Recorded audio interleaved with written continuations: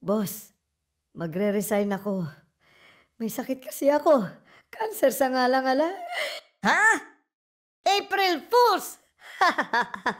Wala naman talaga akong sakit. May sahod na. Pumunta ka na dito. Okay, boss. Maliligo lang ako. April Fools! Wala pang sahod at wala ka na ring trabaho. Congressman, hawak namin ang anak mo. Kung gusto mo pa siyang makita ng buhay, magpadala ka ng 1,000,000 ngayon din. Huwag ninyong saktan ang anak ko. Magwi-withdraw ako ng 2,000,000 ngayon din. Teka, 1,000,000 lang hinihingi ko. Para saan yung 1,000,000? Akin. Ha? Kickback ko yan, syempre. Ito ang tanong ng marami. Naniniwala ba kayo sa Diyos?